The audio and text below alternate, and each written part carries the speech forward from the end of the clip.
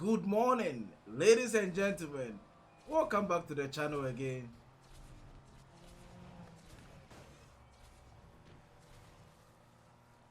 So today I have an interesting video which we are going to compare Need for Speed Payback and Need for Speed Heat to see which one has the upper hand on each other. In this video, we are going to dissect every little pieces of information that we have on Need for Speed Heat, then compare it to Need for Speed Payback.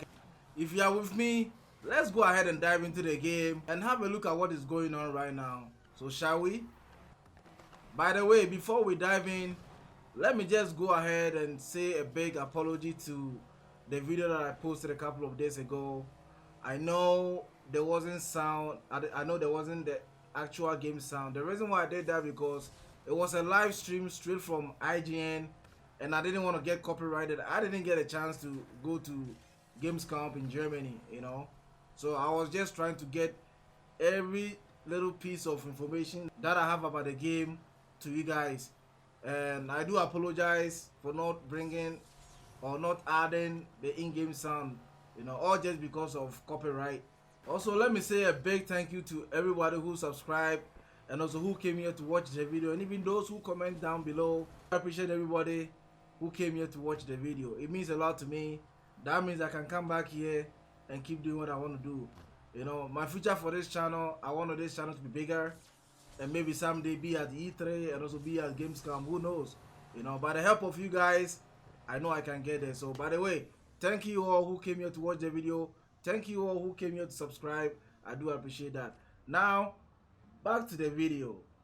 Today in this video, I'm just going to take one or two things from Need for Speed Payback and also Need for Speed Heat and then compare them together and talk about it and see which one is better and which one is which one is on the right way of doing the right thing.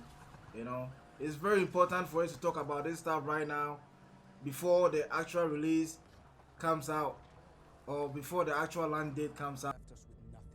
Okay, first of all, let's start from the story from Payback. Payback's story wasn't something that it was far from good. It was still better. It was still better. I did enjoy the story. Tyler and his crew have to go against the house. The story wasn't too bad, but they could have done so much to the story. They could have added expansion to the story. That would have been great. Payback wasn't a bad game as how some people look at it, but in my own perspective, I did enjoy this game and I wish they would have done more to the game. To me, the story wasn't that good if I want to compare to Need for Speed 15. Need for Speed 15 story was one of my favorite story. Maybe because they use real human or real characters in the game. That is why I kind of like the game so much compared to most of the Need for Speed games I have ever played. But Payback wasn't too bad, but they could have done more to that. And also a better story mode with maybe expansion, something like that would have been awesome, but they didn't pay more attention to Need for Speed Payback. Alright, what I want us to talk about next is Need for Speed gameplay between both Payback and also Need for Speed Heat. Let's talk about Need for Speed Payback gameplay first. Need for Speed Payback actually was a good game. I did enjoy it, but it has so much bugs and fixes in the game. There's so much stuff that was going on in the game that wasn't right. Especially the story mode was good. The story gameplay was good. Everything reacts according to how you control the game. Online was a hectic. Very hectic because online was so broken and the gameplay was so rough. So I did enjoy the game in general. I did play online. I was rank 6, but after that I stopped playing the rank because I couldn't handle me being frustrated just because the online was broken. I always say they could have done so much to Need for Speed Payback. They would have spent more time to recorrect everything that people were complaining about the game being broken. If you look at the graphics was amazing. The graphic was amazing. To me, my biggest problem, as I said, was the actual physics. The physics wasn't working right. In this case, if you compare Need for Speed Payback and compared to Need for Speed Heat gameplay, I think Need for Speed Heat gameplay looks more reliable, and also looks more grounded compared to Need for Speed Heat. From their own standpoint, that they have tested the game at Gamescom and also confirmed that the actual phases is way better than Payback, I will take it from them. I will take it from them because I haven't got a chance or I haven't got my hands on the game. This time I have to wait until the game comes out. Then once I get my hands on the game, I'll play the game because I pre-ordered the game. Lastly, let's talk about Need for Speed Payback map compared to Need for Speed Heat map. Need for Speed Payback map was big, but I think Need for Speed Heat map is way bigger than Need for. If it's not the biggest, maybe it has the most biggest cities in terms of on the map, you know, because Need for Speed Payback map was good, it was bigger, but it has so much dead spot, so much desert, you know. A lot of stuff went wrong on Need for Speed Payback, you know. They could have spread the cities all around on even on the desert, you know. But here's the case: the map was so dry. When you're from the city, all you see is desert. Let's have a close look at the map. You can see that Need for Speed Payback, all the top side was still part of the map that you can still explore. Even in the middle section, part of the middle section on that side, the map was absolutely just dry. It was dry. This is why I said they could have done so much to this game. This game has so much potential, you know. But here's the case: they didn't pay attention to it. I don't know whether they ran out of money. I have no idea what happened to Need for Speed Payback. I was expecting them to do so much with this game. As I said, the map was bigger, you know, to explore the map. Even all the dead spot as a desert, they could have added so much stuff to like cities, like circuits that we can race on.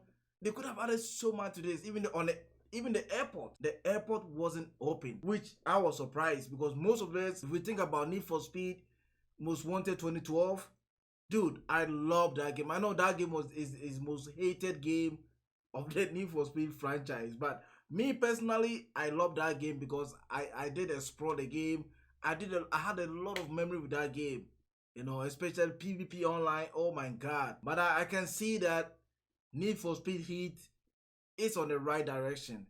You know, it's on the right direction, which I'm so excited about. Now let us have a look at Need for Speed map and analyze the map and see which one is bigger and also which one has more stuff to do on the map. Need for Speed Heat, even just the environment looks so fantastic. There's no dead spots around. There's more industrial area you can race around. It looks pretty good compared to Need for Speed Payback. Honestly, I would take this map over Payback any day because they filled all the dead spot. So much scenery, you can just go over there and just look at the view, you know. But Need for Speed Payback was just all about desert and just a small city that you can play around, you know. Even though the city was bigger, you know, but this city has so much bigger and so much stuff to do compared to Need for Speed Payback. So I'm glad they listened to the community.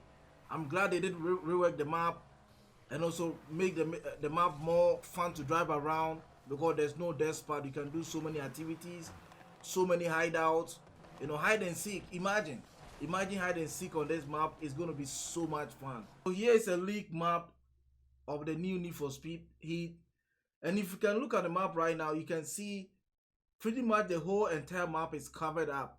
Even though where you can see them in the middle where there's a white spot over there, it is not a dead spot. It is not a dead spot because I know I was watching one of the YouTubers play the game live from Gamescom, and he did explore the map, and he saw so many places that you can just go and like sit around your friends. You can drive around. If you look at this map, you can see there's no much dead spot on the map, which is pretty good. Alright guys, I have to wrap it up over here. But if you do like the video and you want to see more video on the channel about Need for Speed, and also I don't only cover Need for Speed games, I do cover a couple of games which I haven't uploaded any video yet. But also keep your eyes up for some of the great gameplay and also some of the great walkthrough videos that I'm going to be posting videos on this channel once the game goes on launch, you know. So if you do like the video, please do me a favor, please subscribe. That motivates me a lot to come back here and do what I'm trying to do, you know. It helps a lot and always encourage me to come back here and give you more information about the game, and also give you some good quality content as you guys expected, you know. So please subscribe, and also you can follow me on Facebook. That is where I do live streaming every day. So follow the page, come over there, come let's talk about Need for Speed, come let's talk about video games. You know, when it comes to racing games, I'm always here to talk about racing games. So come over there, check me out, go to my Twitter, follow me on Twitter, and also follow me on Facebook. I'll see you guys in the next video. Until then, have a blissful day, and I'll see you next time. Peace. I'm out.